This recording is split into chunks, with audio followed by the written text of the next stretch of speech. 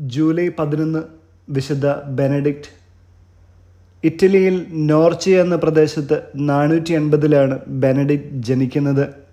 റോമയിൽ പഠനം ആരംഭിച്ചു. എന്നാൽ റോമൻ യുവാക്കളുടെ സുഖലോലുപതയിൽ പൊരുത്തപ്പെട്ടു പോകുവാൻ സാധിക്കാതെ വന്നതിനാൽ അദ്ദേഹം സുബിയാക്കോ പർവ്വതനിരകളിൽ ഒരു ഗുഹയിൽ 3 വർഷത്തോളം താമസിച്ചു. റൊമാനൂസ് എന്ന് പറയുന്ന ഒരു സന്യാസി അദ്ദേഹത്തിന് ആവശ്യമായ ഭക്ഷണവും വസ്ത്രവും നൽകിക്കൊണ്ടിരുന്നു. മറ്റുള്ളവർക്ക് അദ്ദേഹം എവിടെയായിരുന്നുവെന്ന് റൊമാനൂസ് വെളിപ്പെടുത്തിയില്ല. നാളുകളേറെ കഴിഞ്ഞ് വിശുദ്ധ ബെനഡിക്റ്റിൻ്റെ വിശുദ്ധിയെക്കുറിച്ച് കേട്ടറിഞ്ഞ് പലരും അദ്ദേഹത്തിൻ്റെ കൂടെ വന്ന് താമസിച്ചു. അങ്ങനെ പാശ്ചാത്യ സന്യാസ രീതിക്ക് തുടക്കം കുറിച്ചു. അദ്ദേഹത്തിൻ്റെ നിയമങ്ങളുടെ കാർക്കശ്യം ചില ശിഷ്യന്മാർക്ക് അസഹനീയമായി തോന്നുകയും അവർ വിശുദ്ധ ബെനഡിക്റ്റിനെ കൊല്ലുവാൻ വേണ്ടി ഭക്ഷണത്തിൽ വിഷം കലർത്തി വയ്ക്കുകയും ചെയ്തു. പതിവ് പോലെ വിശുദ്ധ ബെനഡിക്റ്റ് ആഹാരമെടുത്ത് ആശീർവദിച്ച് ദൈവത്തിന് നന്ദി പറയുമ്പോൾ ആ പാത്രം 2 തകർന്നു വീണു. അങ്ങനെ ആ മരണത്തിൽ നിന്ന് അദ്ദേഹം രക്ഷപ്പെടുകയും അദ്ദേഹത്തിൻ്റെ വിശുദ്ധിയെക്കുറിച്ച് സമൂഹത്തിനിടയിൽ വ്യാപരിക്കുവാനിടയായിത്തീരുകയും ചെയ്തു. ബെനഡിക്റ്റ് യുവാക്കളുടെ ക്രിസ്തീയ വിദ്യാഭ്യാസത്തിനു വേണ്ടി സ്കൂളുകൾ തുടങ്ങി. അവയുടെ വിജയം കണ്ടിട്ട് അസൂയാലുക്കൾ വർദ്ധിക്കുക മാത്രമേ ഉണ്ടായിട്ടുള്ളൂ. 28 വർഷം സുബിയാക്കോയിൽ താമസിച്ചതിനിടയ്ക്ക് 12 ആശ്രമങ്ങൾ, ഓരോന്നിനും ഓരോ അധികാരി വീതം അദ്ദേഹം സ്ഥാപിക്കുകയുണ്ടായി. അക്കാലത്ത് പ്ലാസിഡസ് എന്ന് പറയുന്ന ഒരു ശിഷ്യൻ്റെ പിതാവ് മോന്തെ കസീനോ ബെനഡിക്റ്റിന് ദാനം ചെയ്തു. 529 വർഷം ബെനഡിക്റ്റ് അവിടെ ഒരു ആശ്രമം പണിത് അങ്ങോട്ടേക്ക് താമസം മാറ്റി. 3 കൊല്ലങ്ങൾക്ക് മുമ്പ് അദ്ദേഹം എഴുതിയുണ്ടാക്കിയ നിയമം എല്ലാ ആശ്രമങ്ങൾക്കും ബാധകമാക്കി.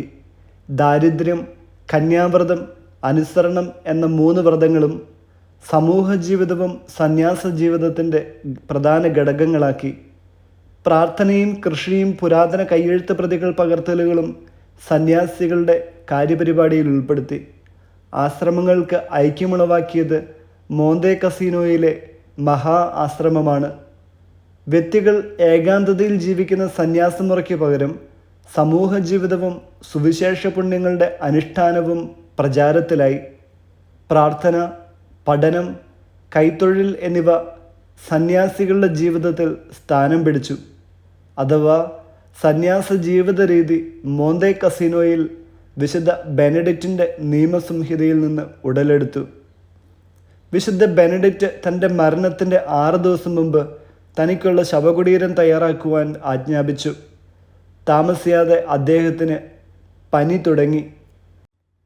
6-ാം ദിവസം 543 മാർച്ച് 21 അദ്ദേഹം തന്നെ ദൈവാലയത്തിലേക്ക് സംവഹിക്കുവാൻ ആവശ്യപ്പെട്ടു. ഒരു ശിഷ്യൻ്റെ മേൽ ചാരിക്കൊണ്ട് വിശുദ്ധ കുർബാന സ്വീകരിക്കുകയും താമസിയാതെ മരിക്കുകയും ചെയ്തു. തൻ്റെ ഇഹലോക ജീവിതത്തിൽ തന്നെ വിശുദ്ധ ബെനഡിക്റ്റ് മരിച്ച ഒരു യുവാവിനെ ഉയർപ്പിച്ചതായി ജീവചരിത്രകാരൻ സാക്ഷ്യപ്പെടുത്തുന്നുണ്ട്. ബെനഡിക്റ്റൈൻ സഭ 24 മാർപ്പാപ്പമാരെയും 4600 മെത്രാന്മാരെയും 5000 വിശുദ്ധരെയും കാഴ്ചവെച്ചിട്ടുണ്ട്.